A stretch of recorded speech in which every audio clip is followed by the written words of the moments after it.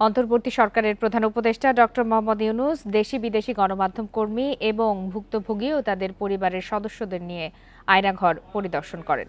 এ সময় অধ্যাপক মোহাম্মদ ইউনূস বলেন, পতিত সরকার আয়ামে জাহেলিয়া বা অন্ধকার যুগ প্রতিষ্ঠা করে গেছে। ভুক্তভোগীরা সেখানে গিয়ে দুঃসহ স্মৃতি বর্ণনা করেন। অল্প সময় এখানে যতক্ষণ থাকতাম ততক্ষণ এখানে আমার পর চোখ খুলে দিত, আবার এখান থেকে বের করার সময় চোখ হ্যান্ডকাপ লাগায় তারপর ইনহেলেশন নিয়েছি। এভাবেই আয়নাঘর পরিদর্শনের সময় সেখানকার দুঃসহ স্মৃতির কথা বলছিলেন তথ্য উপদেষ্টা নাহিদ ইসলাম। আন্দোলন চলার সময় সামরিক গোয়েন্দা সংস্থা ডিজিএফআই তাকে তুলে নিয়ে আয়নাঘরে বন্দী রাখে। আন্দোলনের সময় সাদা পোশাকে তুলে নিয়ে ডিজিএফআইয়ের টর্চার সেলে রাখা হয় আরেক উপদেষ্টা আসিফ মাহমুদ সজীব ভুঁইয়াকে। আয়নাঘর পরিদর্শনে গিয়ে কক্ষটি চিনতে পেরেছেন তিনি। বাইরে কিছু দেখি নাই, শুধু ভিতরে দেখছি, দেয়াল দেখে আমি চিনতে পারছি। হ্যাঁ, রুমটা ছোট ছিল, এই জন্য আমি বুঝতে পারতেছিলাম না। এখন ভেঙে রুমটা বড় করা হয়েছে।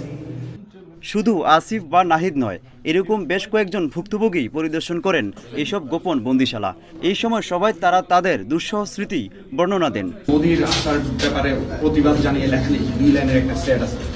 আমি অফিসে যেদিন আসবো সেই দিন, এর পরের দিনে আমি অফিসে আসার পথে আমাকে হাতে জিলে রাখা দেখে ওরা মাইক্রোতে আমার রিক্সা ব্লক করে আমাকে গাড়িতে তুলে নেয়। বুধবার ভুক্তভোগীর পরিবার ও সাংবাদিকদের নিয়ে আয়নাঘর নামে পরিচিত এসব গোপন বন্দিশালা পরিদর্শন করেন প্রধান উপদেষ্টা ডক্টর মোহাম্মদ ইউনূস। রাজধানীর আগারগাঁও, কচুক্ষেত ও উত্তরা এসব বন্দিশালা তারা পরিদর্শন করেন। ঘেরাও করে রাখতো, লোকজন দিয়ে ঘেরাও করে রাখতো। একবার মারতে মারতে লাইট ফোল্ডার সরে গিয়েছিল, তখন দেখলাম যে রুমটা আসলে অনেক ছোট। এই সময় প্রধান উপদেষ্টা বলেন, পতিত সরকার আয়ামে জাহিলিয়াত প্রতিষ্ঠা করে গেছে, যার নমুনা এসব বন্দিশালা। বিনা কারণে রাস্তা থেকে উঠিয়ে আনা, বিনা দোষে কতগুলো সাক্ষী সাবুত হাজির করে এসে এক্সপ্লোসিভ কতগুলো গাড়ির মধ্যে ঢুকিয়ে দিয়ে তারা বলছে তুমি সন্ত্রাসী জঙ্গি।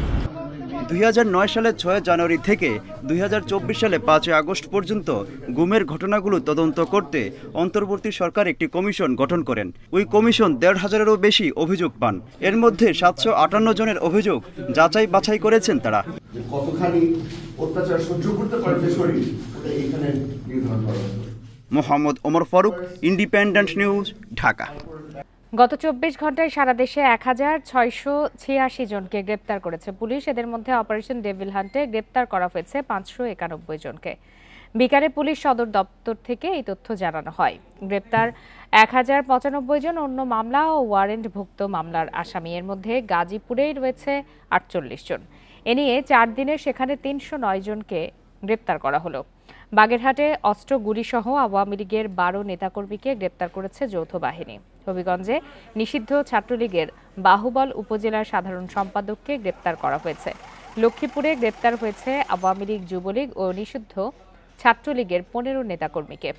খাগড়াছড়িতে 18, নোয়াখালীতে 13, ময়মনসিংহে 22 এবং সাভারে 5 জনকে গ্রেপ্তার করা হয়েছে।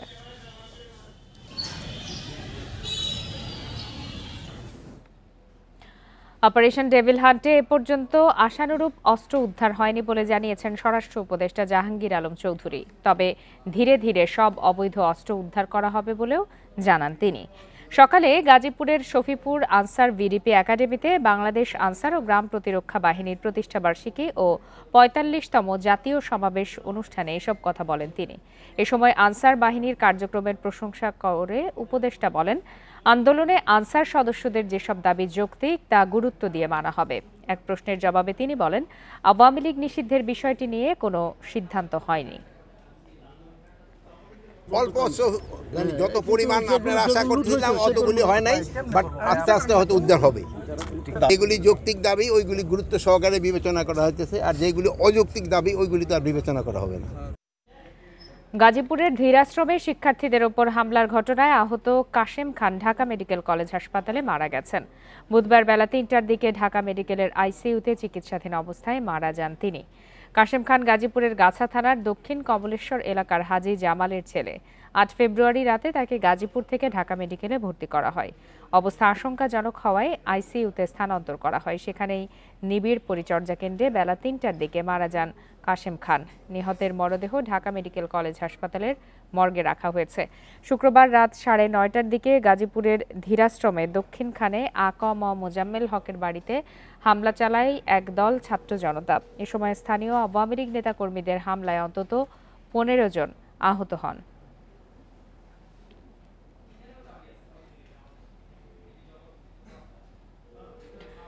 বাংলাদেশ ডাক বিভাগের ডিজিটাল ফিনান্সিয়াল সার্ভিস নগদের প্রায় 2,300 কোটি টাকার দুর্নীতি ও পাচারের প্রাথমিক প্রমাণ পেয়েছে দুর্নীতি দমন কমিশন।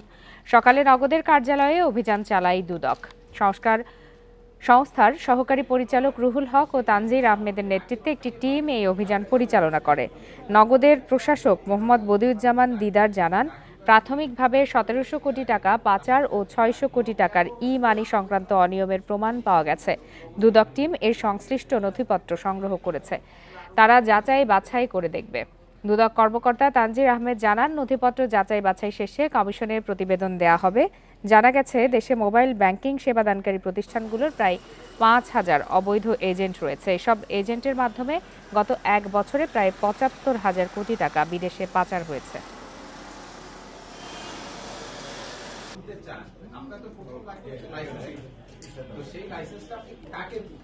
অন্তর্বর্তী সরকার আইনি দলিল দিয়ে সমর্থিত ও জনগণের ইচ্ছায় গঠিত বলে পর্যবেক্ষণ দিয়েছে হাইকোর্ট। বিচারপতি ফাতেমা নজিব ও বিচারপতি শিকদার মাহমুদুর রাজির সমন্বয়ে গঠিত হাইকোর্ট বেঞ্চ এই পর্যবেক্ষণ দেয়। এর আগে ছাত্র জনতার অভ্যুত্থানে আওয়ামী লীগ সরকারের পতনের পর দেশ পরিচালনার জন্য অন্তর্বর্তী সরকার গঠন বিষয়ে রাষ্ট্রপতির সংবিধানের 106 অনুচ্ছেদ অনুযায়ী সুপ্রিম কোর্টের মতামত চান। আপিল বিভাগের মতামতের পর অধ্যাপক মোহাম্মদ ইউনূসের নেতৃত্বে অন্তর্বর্তী সরকার গঠিত হয়। উপদেষ্টা পরিষদের সদস্যরা শপথ নেন। অন্তর্বর্তী সরকার গঠন ও শপথের বিষয়ে সুপ্রিম কোর্টকে পাঠানো রেফারেন্স ও মতামতের প্রক্রিয়া নিয়ে রিট করেন এক আইনজীবী। শুনানি নিয়ে বিচারপতি ফাতেমা নজিব ও বিচারপতি শিকদার মাহমুদুর রাজির সমন্বয়ে গঠিত হাইকোর্ট বেঞ্চ 13 জানুয়ারি রিট খারিজ করে আদেশ দেয়। এ নিয়ে হাইকোর্টের পূর্ণাঙ্গ আদেশ সম্প্রতি প্রকাশিত হয়।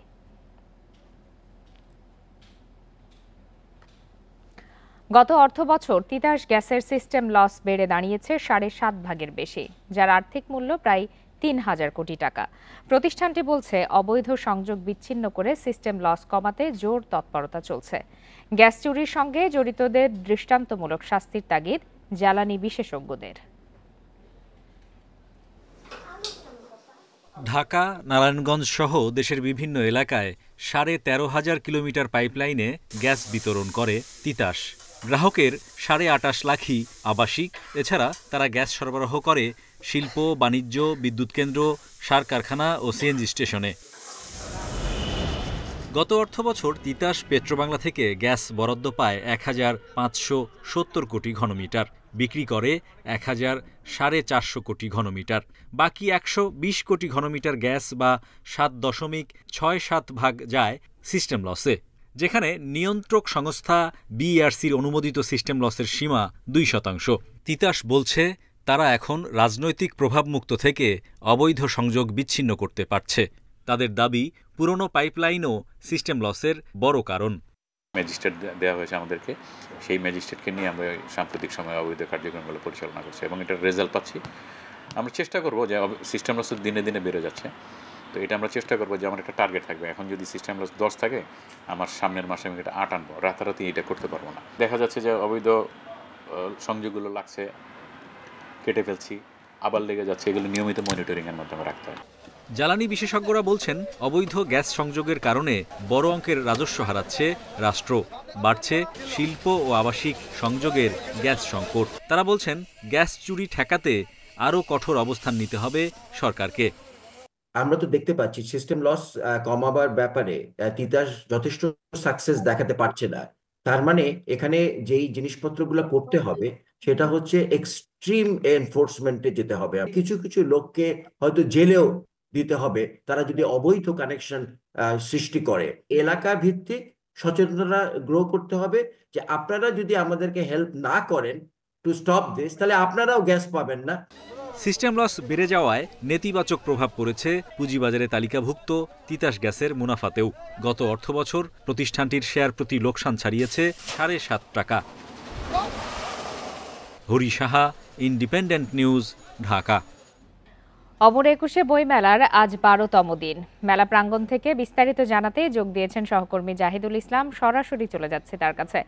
জাহিদুল ইসলাম, 12তম দিনে এসে মেলা কেমন জমে উঠেছে, বেচা বিক্রি কেমন হচ্ছে, আর কি ধরনের বই বেশি বিক্রি হচ্ছে বলে জানানো হচ্ছে?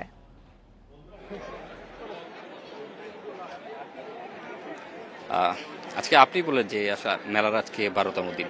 12তম দিনে আসলে এর আগে যে বইমেলাতেগুলো আমরা দেখেছি যে 12তম দিন বলতে কিন্তু প্রায় মাসের অর্ধেকটা সময়, এবং এই সময়টাতে যেই জমজমাট পরিস্থিতি থাকে এই বছর বইমেলায় আজকের দিনের জন্য যদি বলি, আজকের দিনে কিন্তু সেই জমজমাট বিষয়টি একটু কম। কারণ হচ্ছে কিছু মানুষের আনাগোনা কিন্তু আমরা আজকে একটু কম দেখতে পেয়েছি, এবং এখন পর্যন্ত যেই মেলার পরিবেশ রয়েছে সেক্ষেত্রে জনসাধারণ বই কেনার চেয়ে বেশি কিন্তু দর্শনার্থী যারা রয়েছেন তারা বেশি মেলায় রয়েছেন। এবং সেক্ষেত্রে আমরা কিছুক্ষণ আগেও কিছু দোকানগুলোতে কথা বলেছি, স্টলগুলোতে কথা বলেছি, তারা কিন্তু আমাদের জানিয়েছেন যে আজকের দিনে তাদের বিক্রির পরিমাণ অনেকটাই কম, এবং যেহেতু আজকে দর্শনার্থীর সংখ্যা কম এবং এজন্য ক্রেতার সংখ্যাও কিছুটা কম। এবং আমরা বিকেলে যখন প্রবেশ করেছি তখন কিন্তু আমরা তখনকার চেয়ে এখন কিছুটা দর্শনার্থী আমরা দেখছি, এবং তারা কিন্তু ঘুরে ঘুরে দেখছেন বিভিন্ন স্টলগুলো, এবং প্রত্যেকটি স্টলের সামনেই তারা ঘুরে আসছেন এবং তাদের পছন্দের যেই কবিরা রয়েছেন তাদের বইগুলো দেখছেন। এবং সেই সাথে আজকে আরেকটা বিষয়ে যদি আমি বলি, শুধু আজকে নয়, মোটামুটি এবারের বইমেলায় কিন্তু উপন্যাসের বইগুলোর চাহিদা একটু বেশি, এবং বিশেষ করে যারা প্রমিনেন্ট লেখক রয়েছেন তাদের বইয়ের সংখ্যা একটু বেশি। তবে একটু আগে আমরা কিছুক্ষণ কয়েকজন নতুন লেখকের সঙ্গে কথা বলছি, এবং তারা যেটি জানিয়েছেন যে আসলে তাদের যে লেখা বইগুলো সেগুলোরও মোটামুটি ভালো চাহিদা রয়েছে, এবং সেলাররাও কিন্তু সে ধরনের তথ্যই দিচ্ছেন যে যারা পুরনো লেখক রয়েছেন তাদের পাশাপাশি এই প্রজন্মে যারা নতুন লেখক রয়েছেন তাদের বইগুলোর প্রতিও মানুষের একটি আলাদা আগ্রহ রয়েছে, এবং তারা সেটি কিনতে চাচ্ছেন। এবং বিভিন্ন স্টল থেকে যারা এবং নিরাপত্তা ব্যবস্থা কেমন, কি বলছেন ক্রেতা দর্শনার্থীরা সাথে, এবং দেখছি আমরা হচ্ছে হ্যাঁ মেলার পরিবেশ যদি বলতে চাই সেক্ষেত্রে চারদিকেই আসলে পুলিশ প্রশাসন রয়েছে, মানুষের আনাগোনা লক্ষ্য করছেন তারা সব সময়। মেলায় কিন্তু প্রত্যেকটি প্রশাসনের প্রত্যেকটি শাখারই কিন্তু একটি করে স্টল রয়েছে এখানে, এবং তারা কিন্তু পর্যবেক্ষণ করছেন যে আসলে মেলার ভিতরে কোনো ধরনের অস্থিতিশীলতা বা কোনো ধরনের খারাপ কর্মকাণ্ড কেউ আসলে করতে চাচ্ছেন কিনা সেগুলো তারা পর্যবেক্ষণ করছেন। আর আমরা গেট থেকে শুরু করে যেভাবে নিরাপত্তা দেওয়া হচ্ছে সেক্ষেত্রে ভেতরে কোনো ধরনের অপ্রীতিকর পরিস্থিতি তৈরি করা একটু কষ্টসাধ্য হয়ে যাবে। এবং আমরা পুলিশের সঙ্গেও কথা বলেছি, এবং তারা কিন্তু যেহেতু এখানে প্রবেশকারীরা সবাই এদেশের নাগরিক এবং এই একটি স্বনামধন্য জায়গা, সেক্ষেত্রে তারা কিন্তু সেই জায়গাটিকে সুশৃঙ্খলভাবে এবং সুন্দরভাবে নিরাপত্তা দিচ্ছেন এবং চেষ্টা করছেন যে কোনো মানুষ যেন অভিযোগ তুলতে না পারেন যে এই বইমেলাতে এসে। আমরা জানি কিন্তু দু একদিন আগেও এখানে কিছু অপ্রীতিকর ঘটনা ঘটেছে, কিন্তু আমি এই বিষয়টি নিয়ে জানতে চাচ্ছিলাম যে সব্যসাচী স্টলটি সেই অনাকাঙ্ক্ষিত ঘটনার পর বন্ধ ছিল, আজ সেখানকার সেটি কি আজও বন্ধ কিনা, বা সে বিষয়ে কি ধরনের সিদ্ধান্ত এসেছে, বাংলা একাডেমির কর্তৃপক্ষ কিছু জানিয়েছে কিনা? যেই স্টলটির কথা আপনি বলছেন সেই স্টলটির কথা আমি বলতে চাচ্ছি না, তবে জিনিসটা বাংলা একাডেমি কিন্তু বলা হয়েছে যতদিন পর্যন্ত তাদেরকে নির্দেশনা দেওয়া না হবে ততদিন পর্যন্ত আসলে তাদের এই দোকান আসলে খুলতে পারবেন না তারা, এবং এখন পর্যন্ত এই দোকানটি বন্ধই দেখা গেছে। আরেকটি তথ্য যদি দিই সেটি হচ্ছে যে এই মেলায় এখন পর্যন্ত কিন্তু আজকের দিনে 89টি বই এসেছে নতুন, এবং সেই বইগুলো কিন্তু প্রতিটি স্টলেই পৌঁছে দেওয়া হয়েছে, এবং এখন পর্যন্ত বইমেলার সর্বশেষ খবরাখবর জানাচ্ছিলেন সহকর্মী জাহিদুল ইসলাম। এরই সাথে শেষ করছি আজকের সংবাদ সন্ধ্যা। ইন্ডিপেন্ডেন্ট টেলিভিশনের সব খবরের আরো বিস্তারিত জানতে চোখ রাখুন ফেসবুক, ইউটিউব আর এক্সে। ধন্যবাদ সবাইকে।